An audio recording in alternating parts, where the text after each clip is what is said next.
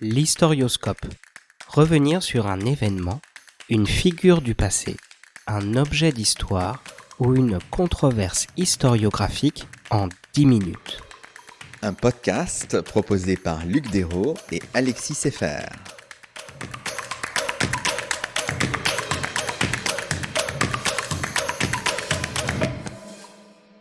Bonjour Luc. Bonjour Alexis. Aujourd'hui, nous revenons sur un événement marquant du XVIIe siècle survenu sous le règne de Louis XIV, un événement de portée locale, nationale et internationale, à savoir la révocation de l'édit de Nantes.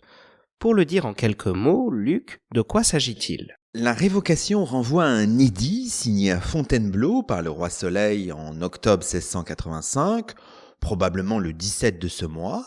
L'édit est scellé par le chancelier Michel Le Tellier le lendemain, 18 octobre.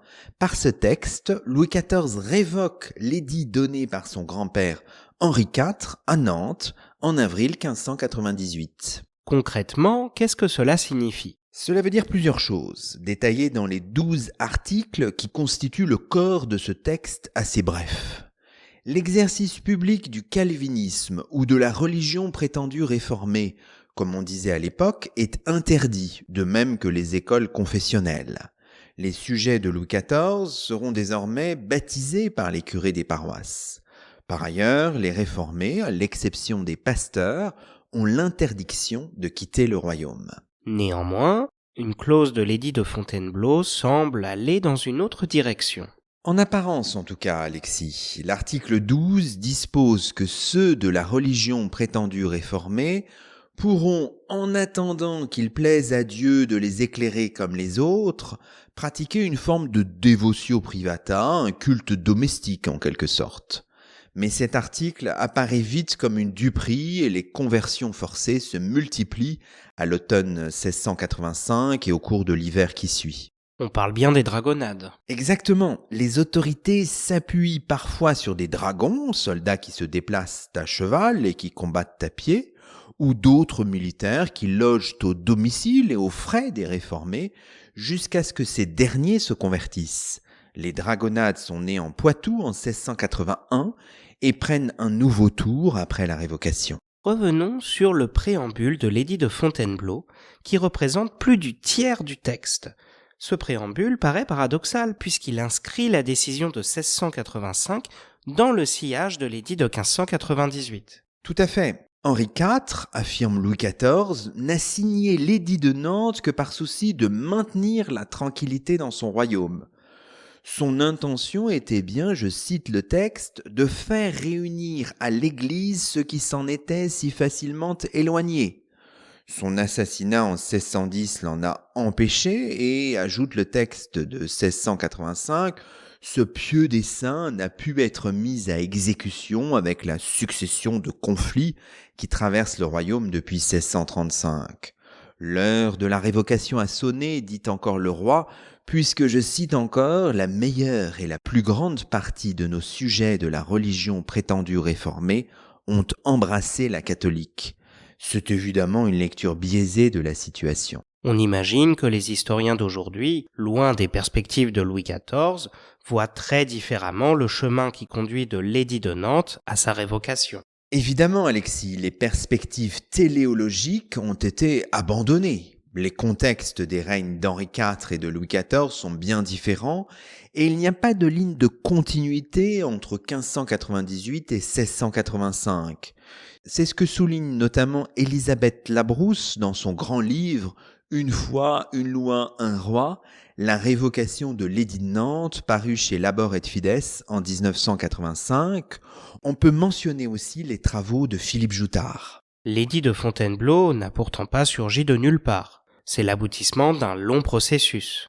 Processus qui remonte fondamentalement au début des années 1660. De ce point de vue, le début de ce qu'on appelle le règne personnel de Louis XIV, soit après la mort du principal ministre Jules Mazarin le 9 mars 1661, marque une rupture. Les édits, les déclarations, les arrêts du Conseil défavorables aux réformés se multiplient.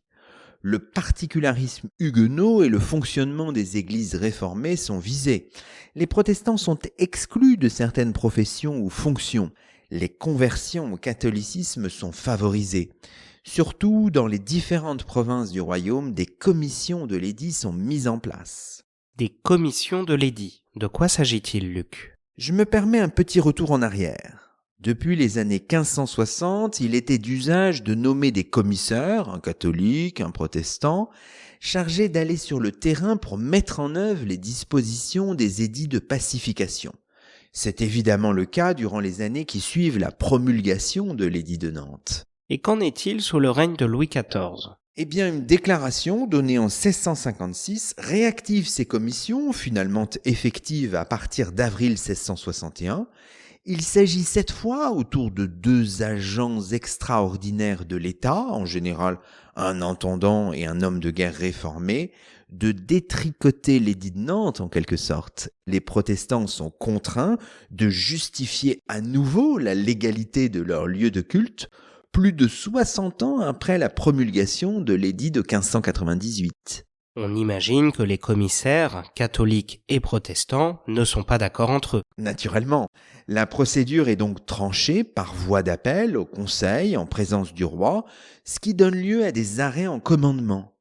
Et dès les années 1660, des exercices de la religion prétendue réformée, comme on disait, sont interdits. Le processus s'accélère à partir de 1679, après la fin de la guerre de Hollande. Évoquons, pour terminer, les conséquences de la décision de 1685. Oui, bien sûr, Alexis. En dépit des peines très lourdes auxquelles s'exposent les contrevenants, la révocation renforce considérablement le mouvement d'émigration des protestants français vers les pays dits du refuge.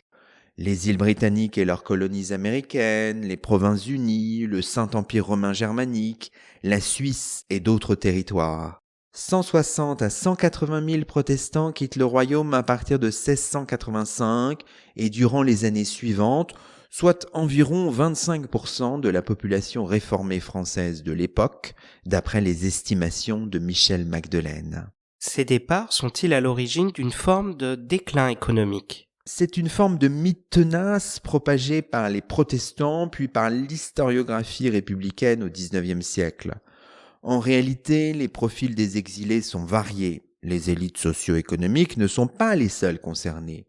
Et les causes de la récession française, au tournant des XVIIe et XVIIIe siècles, sont variées entre guerre et famine en 1693-1694, puis en 1709-1710. Disons aussi un mot des protestants qui restent sur place. Ceux qui refusent de se convertir, malgré menaces et emprisonnements, sont très minoritaires et sont finalement expulsés du royaume en 1688.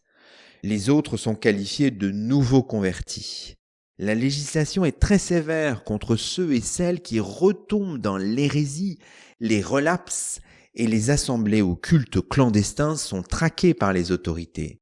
Cela favorise d'une certaine manière une forme de détachement vis-à-vis du religieux. La situation des protestants varie évidemment d'une région à l'autre. La résistance huguenote n'est pas la même en Bretagne, où le protestantisme a toujours été très faible, ou dans les Cévennes, qui voit bientôt le développement du mouvement camisard.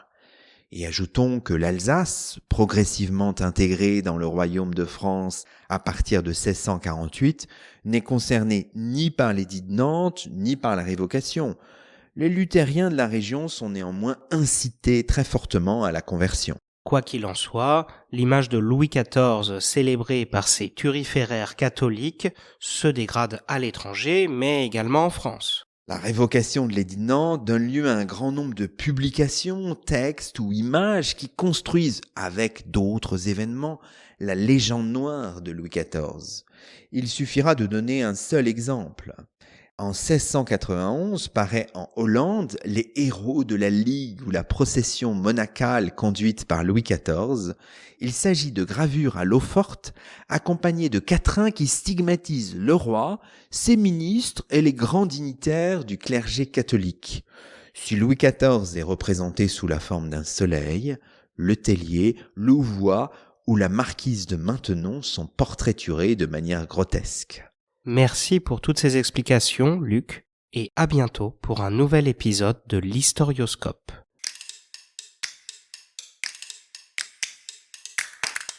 C'était l'Historioscope, revenir sur un événement, une figure du passé, un objet d'histoire ou une controverse historiographique en 10 minutes.